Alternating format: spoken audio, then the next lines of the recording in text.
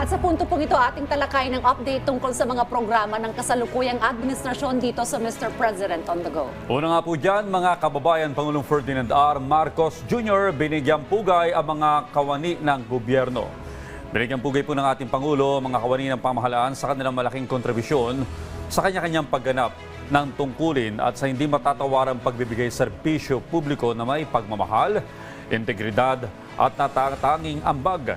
Ayon sa ating Pangulo, ipinagdiriwang natin ang puso ng pamahalaan, ang mga kawaning tahimik na naglilingkod para sa sambayan ng Pilipino at sa bansa. Binigyan din ni Pangulong Marcos Jr. ang mahalagang papel ng mga lingkod bayan sa pagtatatag ng bansa at sinabing ang kanilang pagsusumikap at integridad ang nagpapalakas sa tiwala ng publiko at nagpapahusay sa paghahatid ng mahalagang serbisyo. Aniya, ang lahat ng tumanggap ng parangal ay patunay na ang diwa ng tapat na paglilingkod ay buhay sa ating pamahalaan. Sa gitna po ng dilim at ingay, ang mga ito ang hibla ng liwanag na nagbibigay pag-asa sa ating sambayanan. Sila nila ang patunay na maraming mabubuting empleyado sa ating gobyerno. Patunay na hindi kailangan maging tanyag upang tumulong sa bayan at patunay na anumang antas ng tungkulin, may kakayahan ng bawat isa na maglingkod ng may hundangal.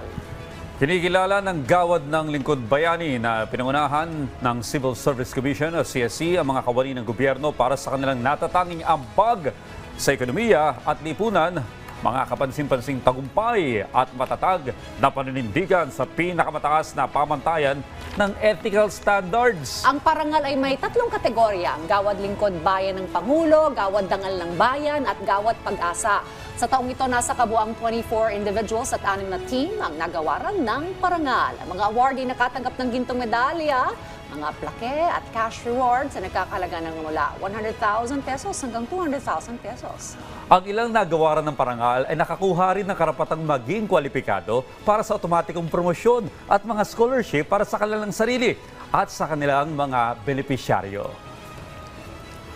At yan po muna ang ating update ngayong umaga. Abangan ang susunod nating tatalakayin patungkol sa mga aktibidad at programa ng kasalukuyang administrasyon dito lamang sa Mr. President on the Go.